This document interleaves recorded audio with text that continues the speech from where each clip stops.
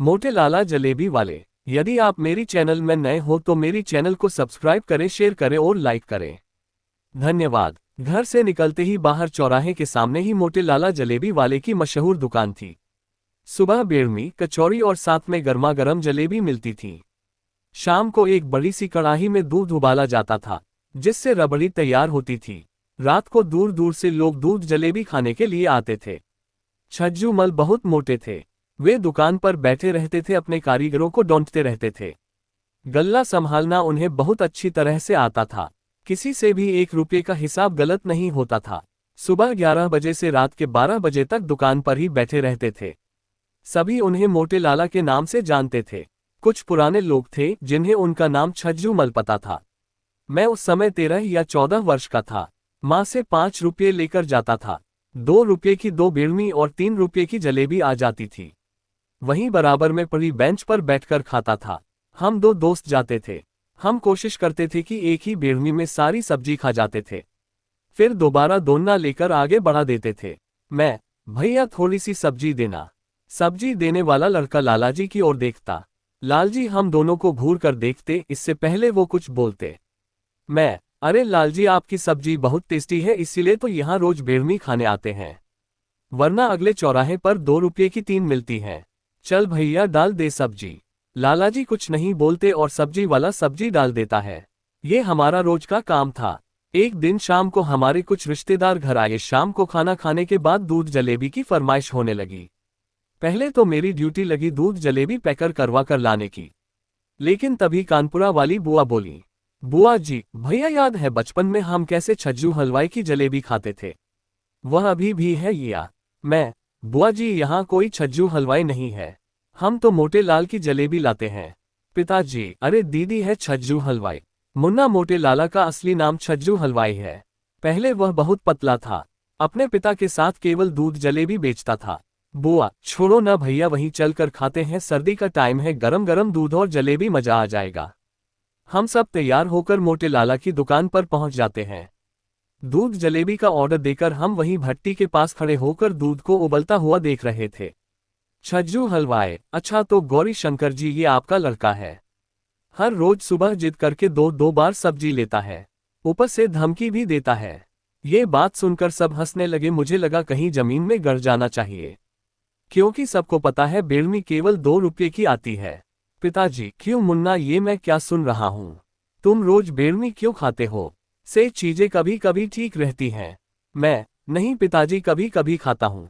छज्जू हलवाई, छोड़ो गौरी शंकर जी बच्चा है, मैं जानता नहीं था कि आपका बेटा है। सभी जोर जोर से हंस रहे थे। मैं गुस्से से मोटे लाला को घूर रहा था। अगले दिन से मैंने उस दुकान पर जाना छोड़ दिया। एक दिन घरवालों के लिए जलेबी लेने गया तो छज्जू हलवाई ने रोक लिया। छज्जू हलवाई, भैया तुमने आना बंद कर दिया। हम तो उस दिन ऐसे ही कह रहे थे, जितनी चाहे सब्जी ले लिया करो। तुम्हारे पिताजी बचपन से इसी दुकान पर आते थे, अच्छा नहीं लगता अब तुम कोई और दुकान पर जाओ, मैं अब कभी तुम्हारी शिकायत नहीं करूंगा। मेरा भी गुस्सा तब तक निकल चुका था। अगले दिन से हमारा वही सिलसिला चलने लगा। इसी तरह कई साल बीत गए। मैं पढ़ाई पूरी करके दिल्ली आ गया, यही जॉब लग गई। एक दिन पिताजी का फोन आया, उन्होंने बुलाया था। मैं ऑफिस से छुट्टी लेकर घर पहुंचा तो माँ ने बताया, माँ बेटा तेरे लिए एक लड़की पसंद की है, तू देख ले तो हम बात पक्की कर दें। अगले दिन मुझे लड़की दिखाई गई। लड़की ठीक थी, मैंने हाँ कर दी। मैं 2 दिन बाद दिल्ली आ गया और अपने काम में व्यस्त हो गया। शादी से 4 दिन पहले मैं घर गया। 2 दिन बाद सगाई थी। पिताजी ने सामने एक बड़ी सी धर्मशाला में सारा इंतजाम किया था।